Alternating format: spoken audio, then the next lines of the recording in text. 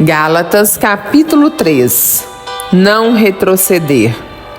Ó Gálatas sem juízo, quem foi que os enfeitiçou?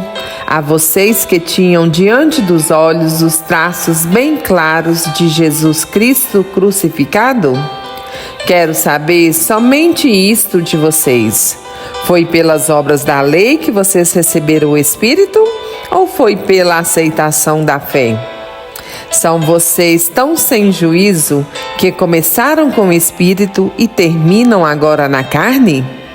Foi em vão que vocês experimentaram coisas tão grandes?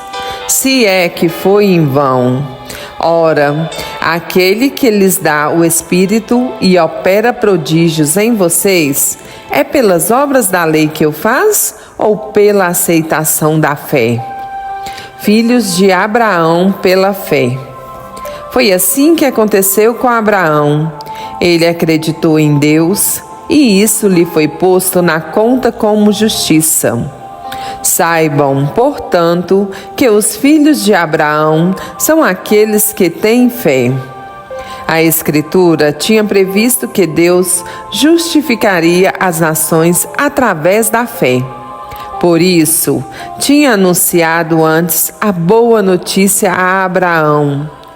Em você, todas as nações serão abençoadas. Assim, aqueles que têm fé são abençoados junto com Abraão, que teve fé.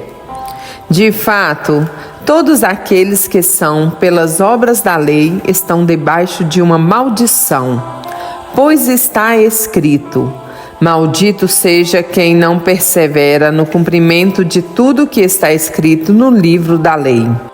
Ora, é evidente que mediante a lei ninguém é justificado diante de Deus, porque o justo viverá pela fé. E a lei não depende da fé, mas quem cumpre essas coisas viverá por meio delas. Cristo nos resgatou da maldição da lei, tornando-se Ele próprio maldição em favor de nós. Pois está escrito: maldito seja quem for pendurado no madeiro.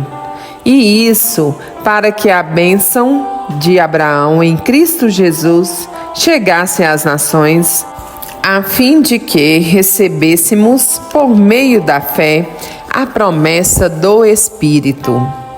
Herdeiros da promessa. Irmãos, falo com um exemplo na vida humana. Ninguém anula ou altera um testamento feito legitimamente. Ora, as promessas foram feitas a Abraão e à sua descendência. Não se diz "e aos descendentes", como se fosse a muitos, e sim a um só, e à sua descendência, que é Cristo. E digo mais: Deus firmou um testamento de modo legítimo. A lei, que veio 430 anos depois, não pode invalidar esse testamento, a ponto de anular a promessa. De fato, se a herança vem através da lei, já não viria através da promessa.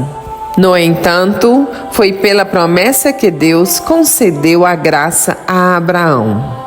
Função da lei. Então, para que a lei? Ela veio depois, por causa das transgressões, até que viesse aquela descendência a quem tinha sido feita a promessa. E a lei foi promulgada por anjos, pela mão de um mediador. Mas não existe mediador quando se trata de um só, e Deus é um só. Então, será que a lei é contra as promessas de Deus? De forma alguma. De fato, se fosse dada uma lei capaz de dar a vida, então sim, a justiça viria através da lei.